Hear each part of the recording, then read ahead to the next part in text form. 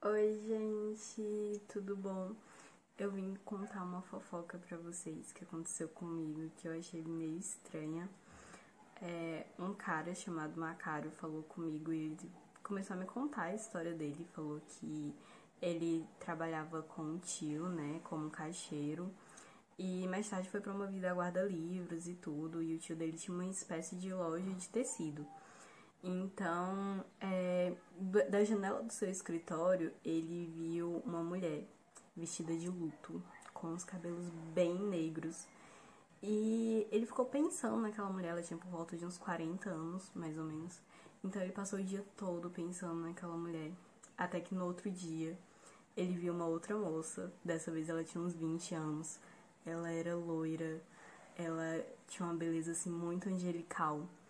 Então, demorou 5 dias pra ele poder ficar louco por essa mulher. Ele ficou totalmente obcecado, ele era totalmente apaixonado por ela. Então, ele sempre ficava ali esperando ela aparecer na janela, para os dois ficarem meio que se paquerando ali, né? Ela tinha um leque que era, na verdade, uma ventarola chinesa, que era redonda, com seda branca e tinha um bordado de um dragão vermelho, né? Vermelho escarlate. Então ele ficou muito impressionado, na verdade, com uma moça tão simples, tão pobre, né? Ter uma ventarola daquela magnitude, uma ventarola tão bonita daquela que parecia ser cara. Mas ele também não se importou muito com isso, ele imaginou que pudesse ser o pai dela, que deveria ser um inglês viajante, que deu pra ela. Então ele não ligou muito pra esse detalhe. Até que um dia a mulher dos cabelos negros e a moça do cabelo loiro, que ele imaginou ser mãe e filha também, foram até a loja do seu tio, né, o armazém. E ele tava ali stalkeando da janela, viu tudo, desceu pra poder encontrar elas, né? E elas estavam vendo casimiras pretas. E ele pensou, por que será que elas estão procurando casimiras pretas? É óbvio que não é por isso, é óbvio que elas querem vir aqui me ver, né? Como um bom hétero de autoestima elevada, ele imaginou que aquilo era só uma desculpa pra ver ele mais de perto. Então, logo depois ele foi lá falar com elas, falou que as casimiras eram de excelente qualidade e elas pediram pra ver uns lenços indianos que inclusive depois desapareceu assim de forma misteriosa, ninguém sabe onde foi parar esses lenços. Depois desse episódio, ele acabou encontrando um amigo e viu que o amigo cumprimentou a moça dos cabelos negros, né, na rua. E ele perguntou ao amigo quem era elas, se elas eram gente do bem e tudo. Ele falou que sim, eram gente do bem, que elas eram as vilaças, né? E ele disse onde ele podia encontrar elas, né? Onde ele podia cruzar com elas ali sem querer, por coincidência. E ele acabou indo pra uma reunião onde elas estavam, na casa de um tabelião muito rico. E lá ele começou a se aproximar da menina, né, da vilaça, da mais nova. E os dois criaram uma aproximação a ponto dele ser convidado para uma reunião na casa dela. E no dia dessa reunião na casa dela, né, eles jogaram alguns jogos e tudo. Foi bem bacana e teve um momento que ele estava sentado ao lado da moça que agora ela tem nome, que é a Luísa, que ele descobriu o nome dela. Ele tava com uma peça de ouro, uma moeda de ouro, e tava girando ela na mesa, né, e tudo. E a Luísa não parava de olhar para aquela peça, não parava de olhar para aquela moeda e tava sorrindo assim, né? E ele tava admirado ali com o sorriso dela. Então, a peça acabou caindo no chão e a Luísa, né, levantou, procurou a peça. Ninguém tinha escutado a peça cair. Ela tinha caído perto de Luísa. Luísa levantou, sacudiu o vestido, não saiu nada. E então acabou que ninguém encontrou essa peça. Ela sumiu assim misteriosamente também. Muito estranho esses sumiços de objetos. Mas no mesmo dia dessa reunião, o Macário resolveu se casar com Luísa. O motivo dessa decisão foi um beijo casto, puro, simples, que eles deram com a única testemunha uma imagem da Virgem, né? Então, ele resolveu aí se casar com Luísa. E foi pedir a bênção, foi pedir a permissão do seu tio. E o tio não aceitou. O tio disse que não, que ele queria um cara solteiro pra estar ali. Se ele se casasse, não ia ter mais emprego pra ele, não ia ter mais casa pra ele. Então ele pensou, eu tenho muitos contatos, vou arrumar um emprego logo, então isso não vai ser problema pra mim. Ele foi procurar um emprego, só que todos os contatos dele tinham medo de contratar ele e acabarem brigando ali com o tio dele, né? Acabarem perdendo a amizade com o tio dele. Então, ele acabou não conseguindo um emprego, acabou entrando na miséria, né? No fundo do poço mesmo. É tão tal que ele ia ver a Luísa somente à noite. Então, pra Luísa não ver as vestes de pobre que ele estava usando. E a Luísa começou a questionar pra ele, né? Por que ele não pedia a mão dela logo em casamento. A mãe dela tava começando a desconfiar das saídas à noite dela, então ela começou a questionar isso a ele. E o Macário foi lá e falou pra ela que ele não tinha um arranjo ainda, não tinha dinheiro pra pagar o arranjo dela, pra falar com a mãe dela e conseguir a mão dela em casamento. Então a Luísa falou pra ele que não queria mais vê-lo e ele chorou. Foi um desespero, passou por maus bocados, né? Tava ali no fundo do poço. Até que o amigo dele, que tava usando um chapéu de palha, falou pra ele que tinha um emprego pra ele em Cabo Verde, né? Pra ele fazer fortuna em Cabo Verde por um ano. E ele acabou aceitando, né? Foi uma experiência terrível, passou por maus bocados, ele ficou muito enjoado, viu muita brutalidade, até que ele voltou pra casa e conseguiu fazer fortuna durante essa viagem e pediu a mão da Luísa em casamento, né? Então, os dois estavam noivos, né? A mãe dela tinha aceitado de muito bom grado por conta da fortuna que ele tinha feito. E tudo estava às mil maravilhas, né? Até que um amigo de palha, o amigo do chapéu de palha dele, foi lá e pediu dinheiro emprestado pra ele. E a gente sabe que o mal de pobre, quando ganha dinheiro, é emprestar o dinheiro também. Então ele acabou emprestando não, ele foi fiador de um negócio que o amigo de palha estava abrindo. Só que ali no meio dos negócios, o amigo acabou abandonando esse negócio que ele abriu e fugiu com uma mulher e desapareceu. Então deixando toda a dívida pro Macário. E o Macário foi à falência, né? Novamente, fundo do poço, ficou na miséria. E ele foi tentar explicar isso a Luísa, né? Até que um cara foi lá e falou pra ele que podia arrumar um emprego pra ele em Cabo Verde novamente, né? Pra ele fazer fortuna, tudo de novo e voltar rico novamente. Só que ele não queria porque a experiência não foi tão boa, né? Mas era o jeito. Então ele foi explicar pra Luísa o que iria acontecer. Chegando lá, ele viu a casa do seu tio e resolveu passar primeiro na casa do seu tio, pra poder se despedir dele. Mas aí o tio ficou com pena dele. Apesar de ter sido muito grosso, o tio ainda ficou com pena dele e ofereceu um emprego de volta pra ele, de caixeiro. E ele iria ter uma renda, né, fixa e iria ficar tudo bem. Então ele marcou o casamento para dali a um ano. Faltando 6 meses pro casamento, os dois resolveram comprar o anel de noivado, né? Luísa viu um anel, não gostou. Aí ela viu outro com umas pérolas pequenas. Ela adorou esse anel, e só que tinha ficado um pouco largo no dedo dela. O dono da joalheria falou que poderia ajustar e no dia seguinte eles poderiam ir buscar o anel de volta. Na hora que eles estavam saindo da joalheria, o mesmo dono foi lá e chamou eles e falou que ele tinha esquecido de pagar, né, o Macário. O Macário falou, uai, eu vou pagar só amanhã, quando eu vim receber o anel. Só que o dono da loja falou que não era esse anel que ele tinha esquecido de pagar. Era o anel que estava com Luísa. O Macário ficou perplexo. Ele olhou pra Luísa, aí a Luísa tava pálida, tava suando frio, né? E ela acabou pegando o anel do bolso e mostrando pra ele. Ele ficou meio envergonhado e chocado e falou pro dono, deu o dinheiro pro dono, né? Falou que tinha esquecido realmente de pagar. E os dois saíram, né, da loja, andaram algumas esquinas. E o que o Macário falou pra Luísa, você só vai descobrir se ler o conto Singularidades de uma Rapariga Loira do Essa de Queiroz ou se continuar assistindo o vídeo aqui com a gente.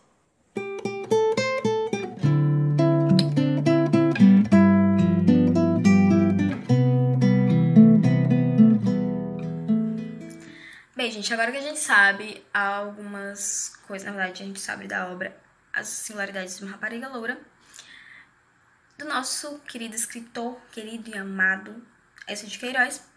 Mas quem era? O que ele comia? Onde ele habitava?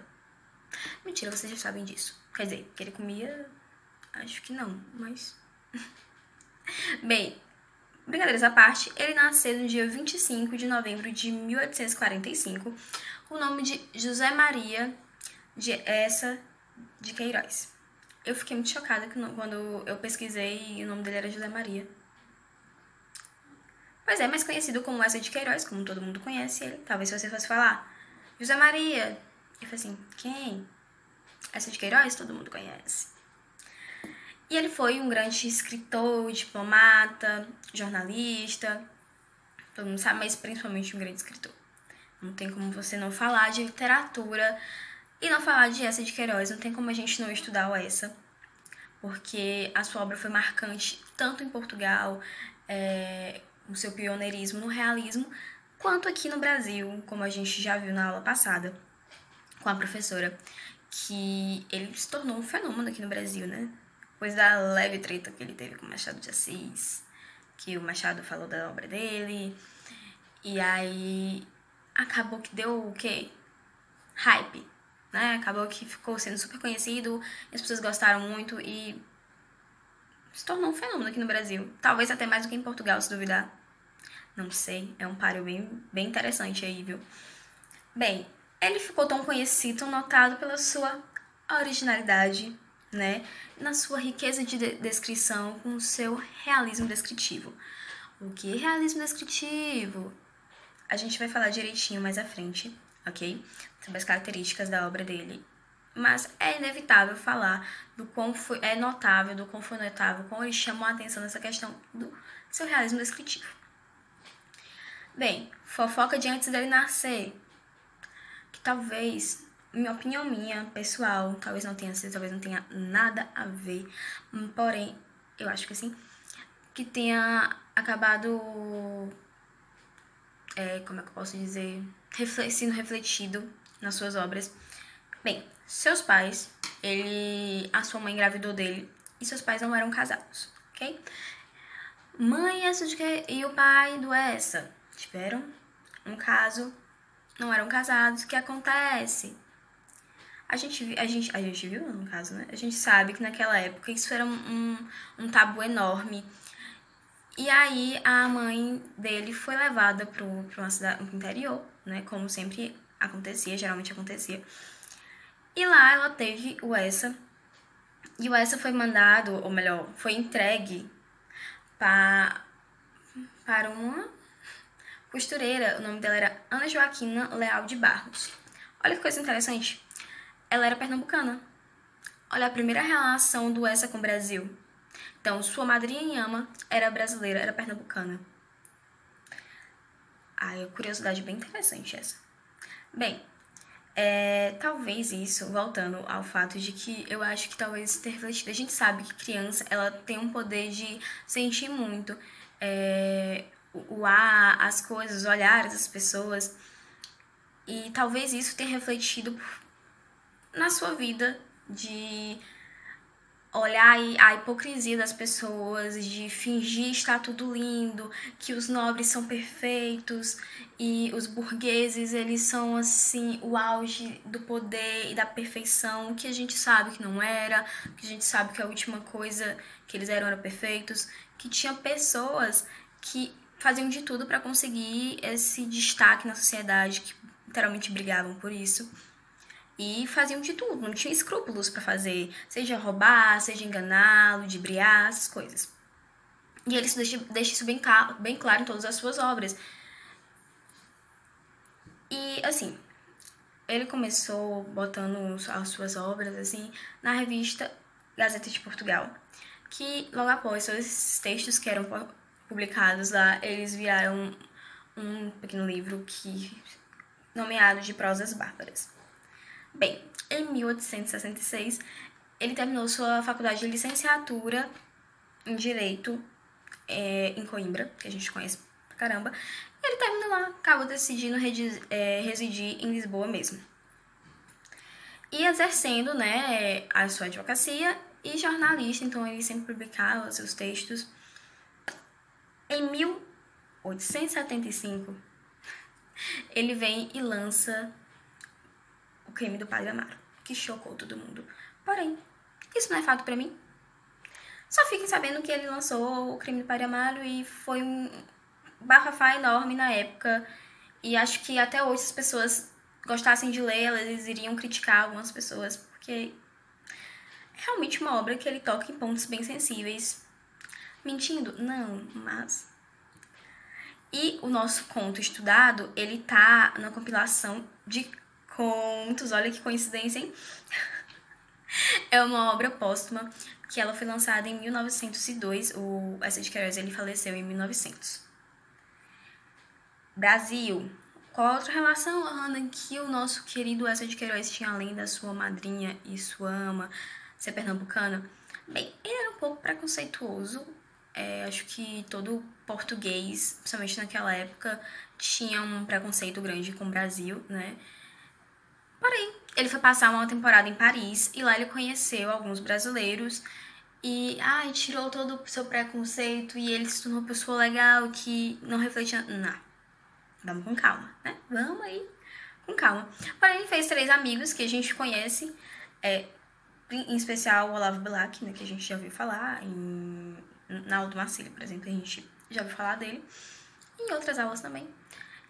E aí ele teve uma amizade com essa. A gente também tem a Briga, que eu não sei se posso chamar de briga, que foi tão educada que eu fiquei, tipo, com o Machado de Assis, a crítica dele e a resposta, e que fez acabando, como eu já disse no começo, que o Eça ficasse conhecido aqui no Brasil, as pessoas gostassem da sua obra.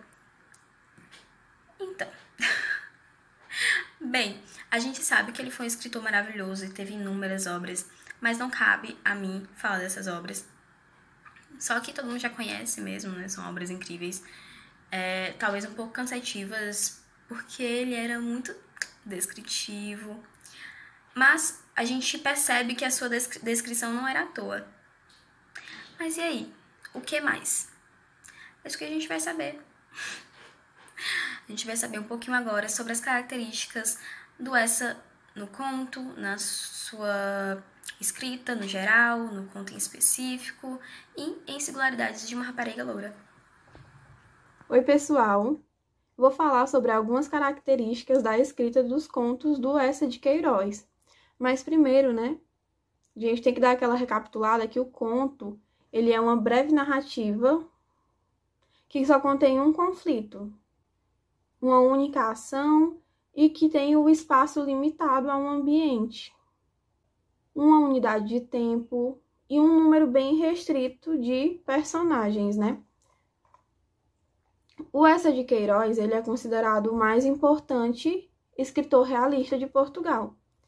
E as suas obras, elas têm vários temas, variados temas, mas que, de modo geral, algumas características são bem recorrentes, como a crítica dele ao clero, à igreja, né? A crítica ao moralismo vivente, os seus enredos centrados no cotidiano da burguesia, a recorrência na forma que ele descreve os objetos ou objeto-personagens, que ele descreve tão bem, tão detalhadamente, que pode-se dizer que seja exatamente daquele jeito ali, o objeto. A exploração das dimensões psicológicas de seus personagens e o tom humorístico que ele utiliza, né? A ironia, a ridicularização de comportamentos duvidosos e de vícios de caráter. E essas são algumas de suas características de escrita, que são bem recorrentes nos seus contos.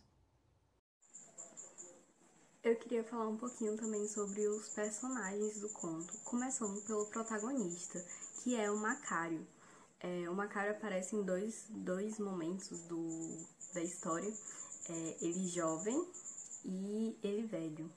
O Macário jovem, ele tem por volta ali dos 22 anos e nunca conheceu Vênus, ou seja, ele nunca conheceu o amor, nunca conheceu a paixão, ele é até um pouco ingênuo com isso. E temos o Macário velho, que ele é um pouco ressentido, eu comparo até ele um pouco com Dom Casmurro, ressentido assim com o amor antigo, que ele nunca conseguiu esquecer.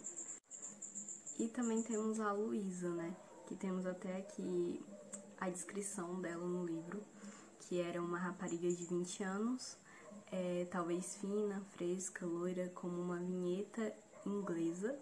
A brancura da pele tinha alguma coisa da transparência das velhas porcelanas, e havia no seu perfil uma linha pura, como de uma medalha antiga, e os velhos poetas pitorescos teriam chamado Pomba, Arminha, Neve e Oiro, né? Ou seja, ela era quase um anjo pro Macário, mas psicologicamente ela tinha uma personalidade de cleptomaníaca, né? Ela costumava roubar, até mesmo sem precisar, porque quando ela fica com o Macário, né? Quando eles ficam noivos, ela já não precisa roubar para isso. Então ela rouba mesmo por conta dessa doença dela. E a Luísa, ela é uma antagonista pro personagem, né? Pro Macário. Porque ela meio que é o oposto dele. O Macário é todo o símbolo da moral, dos bons costumes e tudo, né? Um homem honesto, trabalhador. E a Luísa, ela rouba, né? Ela engana. Então, ela acaba sendo uma antagonista dele. Como personagens secundários, a gente tem um amigo do Chapéu de Palha, né? A gente tem também a mãe da Luísa e o tio Francisco. Eles acabam sendo personagens secundários. E também temos o narrador. O narrador é um personagem secundário. O narrador é um narrador personagem e também um narrador onisciente e também um narrador homodiegético. Homodiegético porque ele é um personagem secundário da história e ele meio que escuta essa história do Macário e depois vai contar pra gente essa história, né? Na questão do discurso, a gente tem tanto o discurso direto quanto o indireto e temos também o indireto livre. Em diversos momentos do conto, a gente vê esses discursos. Como, por exemplo, podemos observar o discurso direto nesse trecho, né? Que é um diálogo entre o tio Francisco e o Macário. O tio Francisco, que fazia a barba à janela, com o lenço da Índia amarrado na cabeça, voltou-se e, pondo os óculos, fitou. A sua carteira lá está. Fique, e acrescentou com um gesto decisivo. Solteiro. Tio Francisco, ouça-me. Solteiro, disse eu.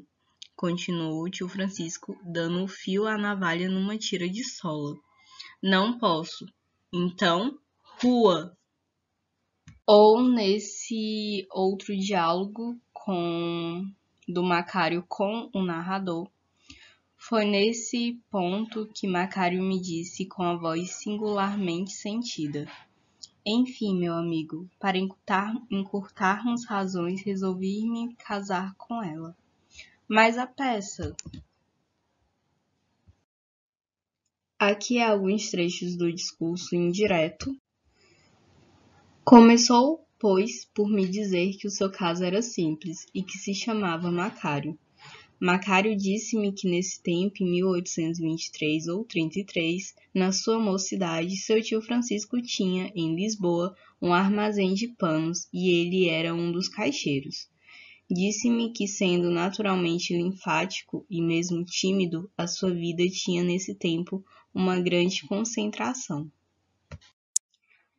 E por último, o discurso indireto livre, né? Alguns trechos. Macário veio à janela e viu-os atravessar a rua e entrarem no seu armazém. As antigas educações produziam estas situações insensatas. Era brutal e idiota. Macário afirmou-me que era assim. Quando se viu assim, só e pobre, Macário desatou a chorar.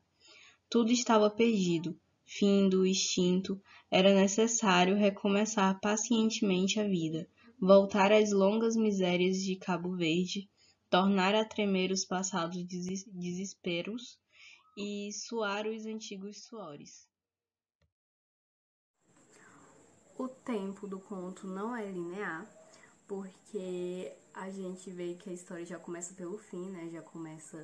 Já sabemos que o Macário não vai ficar com a Luísa, e a história vai ser narrada logo depois, mostrando por que ele não fica com a Luísa. No primeiro momento a gente não sabe quando a história se passa, só sabemos que se passa no mês de setembro. E a história narrada pelo Macário se passa entre 1923 e 1933, em algum momento dessas épocas. Já o espaço se passa em um primeiro momento em uma estalagem do Minho, né, de Minho. E a história narrada pelo Macário se passa em Vila Real, onde ele mora com o tio, onde ele conhece a Luísa, conhece a mãe dela e tudo. Então, como é que é o realismo dentro do conto? Conta as singularidades de uma rapariga loura.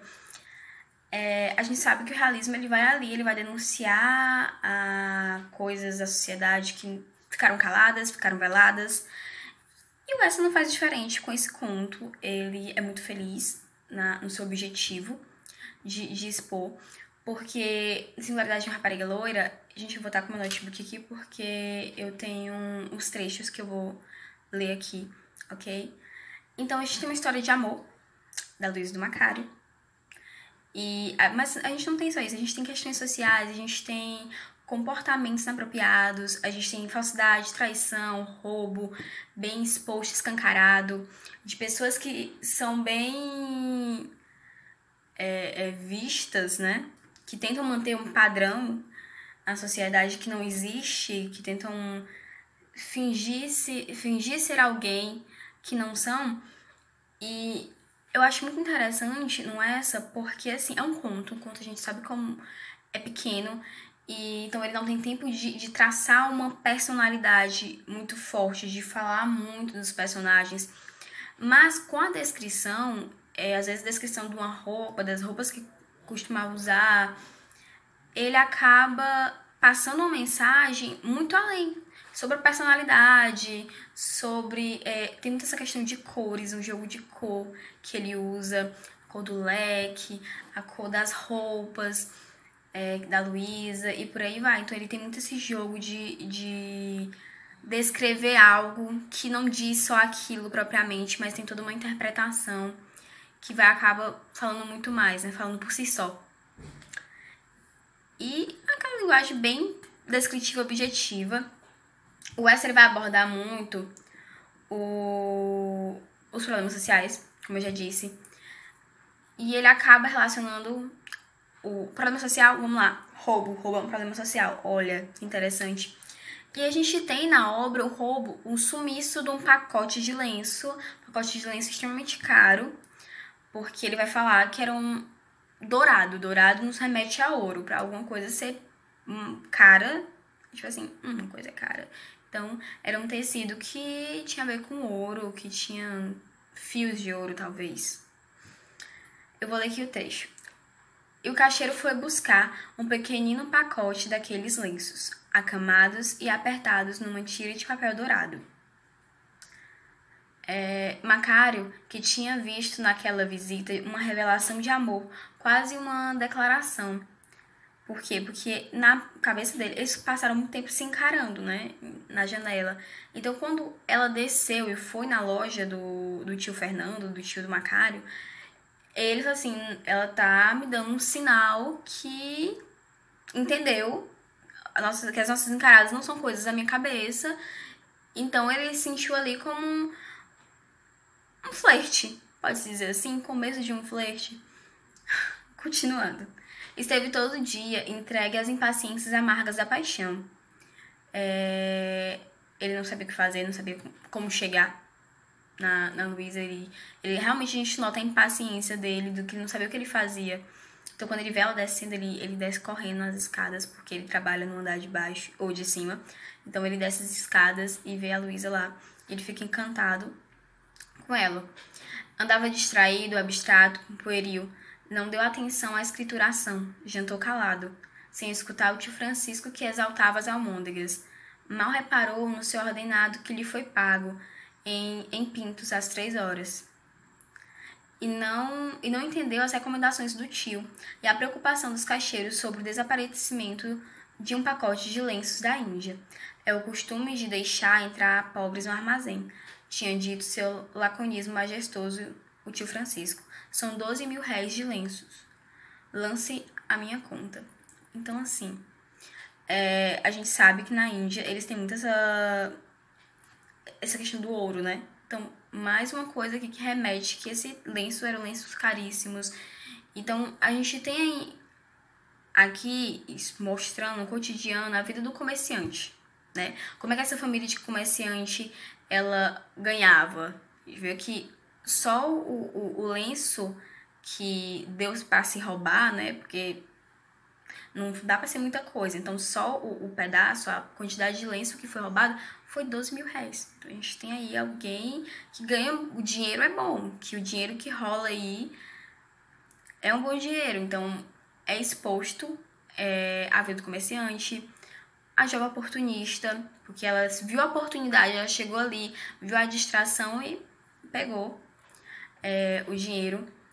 Então, a gente tem bem escancarado o quão o comportamento, o padrão exigido, ele acaba moldando as atitudes dos personagens, sejam quem eles forem. Por exemplo, o tio Francisco, ele age assim como? Ele age quando ele não permite a união do Macário com a Luísa, porque a gente sente que ele dá uma leve desconfiada, a gente sente que ele não gosta dela. Então, pra impedir isso, ele vai, se você quiser, eu não deixo você casar com ela. E o Macário, com seu amor, pela emoção, ele acaba falando assim, tudo bem, então eu vou embora. Então a gente tem o tio Francisco ali, ele querendo manter o padrão. Porque a gente também nota que a família do Macário é extremamente influente, né? Por quê? Por que eu digo isso? Porque quando o tio Fernando demite o tio Francisco demite o Macário, e ele vai procurar, ele é extremamente feliz na sua profissão, ele realmente é muito bom no que faz. Só que ele vai procurar emprego em outras pessoas, em outros lugares, e as pessoas, por respeito ao tio Francisco, não dá emprego pra ele. Então a gente sabe que ele é uma pessoa que é influente, que a família tem um nome de peso. E o tio Francisco quer manter esse nome da família, esse status.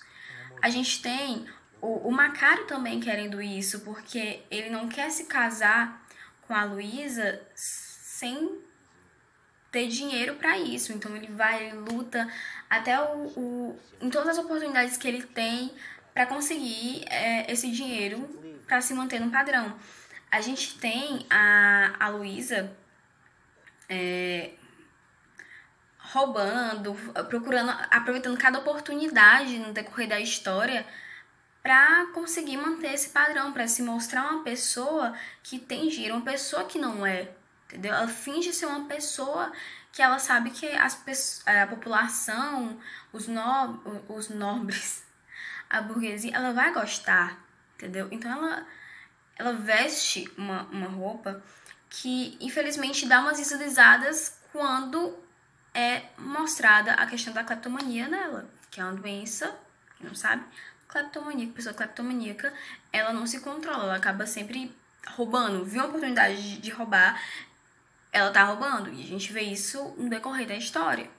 Até em momentos que não se fazia sentido ela tá fazendo isso, ela roubar, mas ela fazia. Como no final da história, que é o plot, que é a revelação pro Macário, né? A constatação de que ele não... ela não precisava roubar ali. Ela tava numa loja onde ela escolheu o que ela queria, ele iria pagar, mas sua doença falou mais alto e ela pegou o anel. A partir disso, o vendedor vê e o Macário não quer, porque é a questão da honra, e aí a gente tem a questão da honra sendo imposta, porque essa questão da disputa do amor e da honra, e a honra acaba ganhando, a questão do seu caráter acaba ganhando. Ele fala assim, vai-te embora, não quero você roubou, eu não quero. Então a gente vê que ela colocou tudo a perder, só que ela não tinha um controle quanto a isso. Acho que no final, pra gente bem a gente perceber isso, que ela não tinha motivo pra roubar, mas ela roubou. Voltando, a gente também tem, nesse conto, o Essa descrevendo o estilo de vida boêmio. A gente tem as Vilaças, que são a Luísa e a mãe dela, ela sempre saíam, né? E num dia desses, a partir dessas saídas, elas conheceram um amigo, o amigo do Macário. E aí o Macário viu a oportunidade de conseguir se aproximar mais da Luísa, de conseguir conversar com a Luísa. E vai conversar com seu amigo pedindo pra ir a essa festa.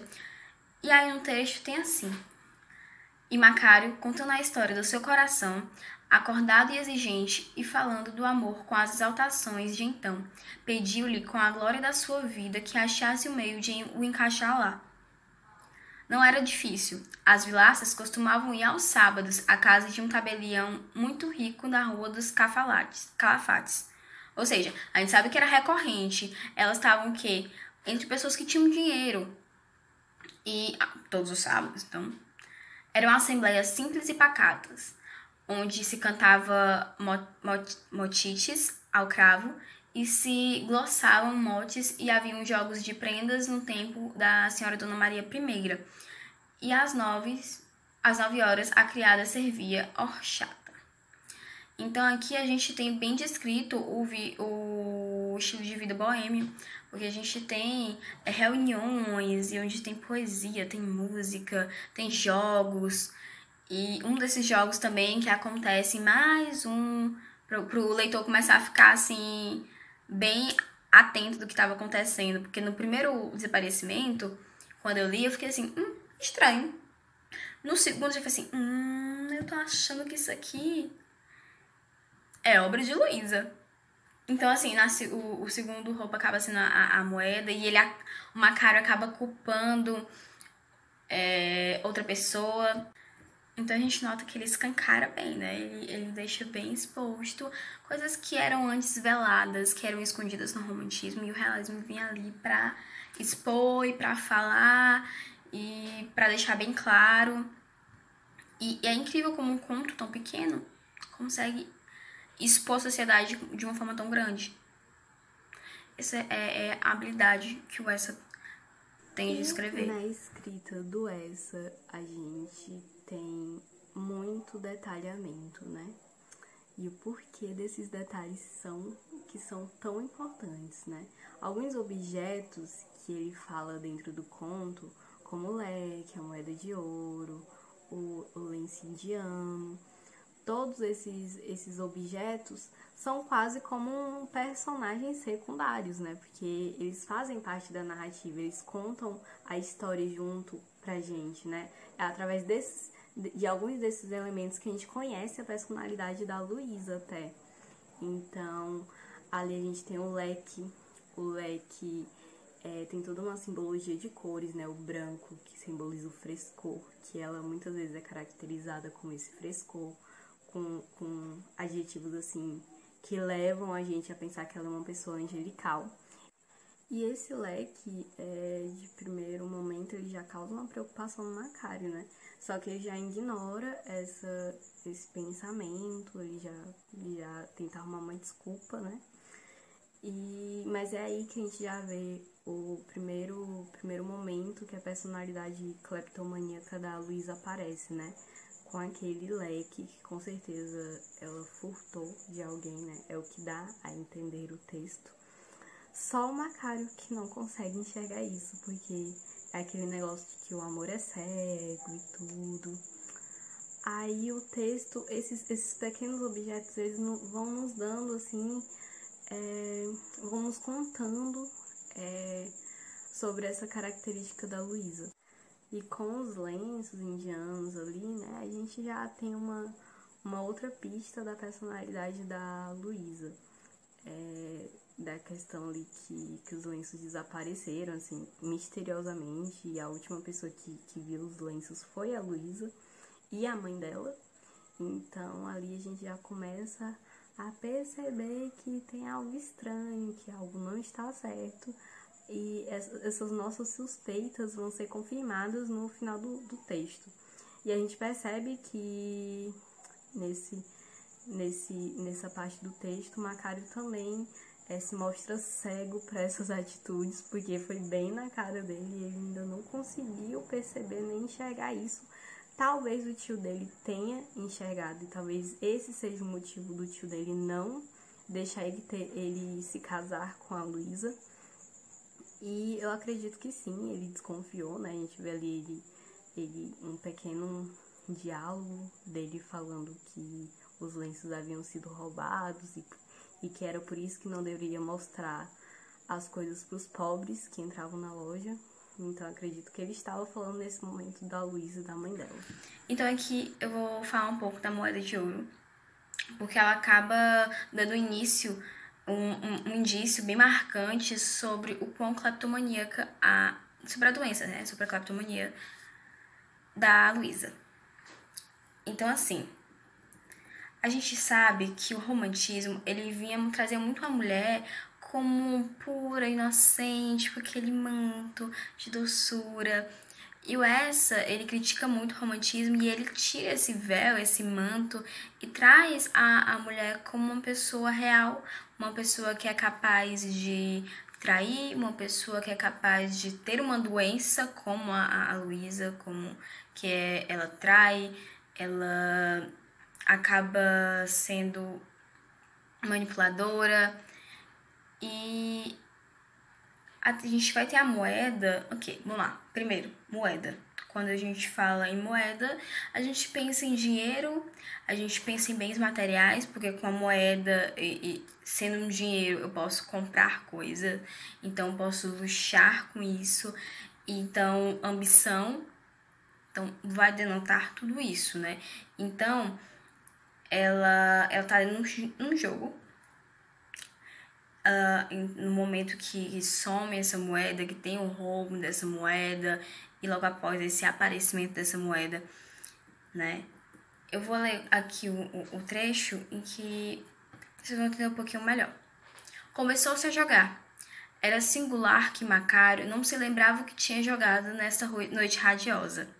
Só se recordara de que ele tinha ficado ao lado da menina Velaça, que se chamava Luísa, que ele reparava muito na sua fina pele rosada, tocada de luz, e na meiga e amorosa pequenez de sua mão. Então a gente vem aqui o Essa trazendo o que? A doçura, né? Para depois arrancar. Mas sempre no decorrer da história a gente vê o autor ele falando que a Luísa é doce, ela é meiga, que ela gosta de usar roupas brancas, que vai demonstrar pureza, né, mais uma vez. E aí, mais uma vez, lendo mais um trecho, que a gente vai ter uma noção do que vai acontecer. Macário conversava com Luísa e fazia gerar sobre o pano verde a sua peça de ouro, como um biuro ou um peão. Era uma peça nova que Luísa faiscava, rodando, e feria a vista com uma bola de névoa dourada. Luísa sorria, vendo-a girar, e parecia a Macário que todo o céu, a pureza, a bondade das flores e a castidade das estrelas estavam naquele claro sorriso. Distraído, espiritual, arcangélico. Pureza. Aquela mulher doce, que não é capaz de fazer nada. Mas de repente, a peça correndo até a borda da mesa caiu para o lado do regaço de Luísa e desapareceu. Sem ouvir ao soalho de tábuas o seu ruído metálico. Então, a gente tem ali a moeda, né, sendo brincada ali, naquele jogo, e o Macário sem notar, só olhando para aquela beleza de unidade maravilhosa. E quando ela cai e simplesmente desaparece, não é escutado o barulho, né? E ela desaparece. Ali é a primeira vez que a gente que é revelado para nós, literalmente, bem escancarado, que foi a Luísa que fez. Que foi ela que pegou. Porque dos lenços, quando desaparece, fica implícito. A gente só desconfia. Nossa, elas estavam na loja e no dia que elas foram na loja, no mercado do tio Francisco, esses lenços sumiram. Só que agora a gente sabe, é deixado claro, né, de quem foi que fez isso. Apesar do Macário ele colocar a culpa em outra pessoa, né? Mas a gente sabe que não foi. E essa questão do pegar, né, que realmente ela queria roubar aquele item pra si, fica mais claro quando ela esconde. Porque se tivesse caído, ela fala assim, caiu aqui, tá vendo? Caiu. Mas não, ela faz de tudo para esconder e como eu disse, o Macário ele coloca a culpa em outra pessoa, né? Em nenhum momento passa na cabeça dele que é a Luísa que fez isso, que é a Luísa que pegou o dinheiro e que sumiu com os tecidos e enfim.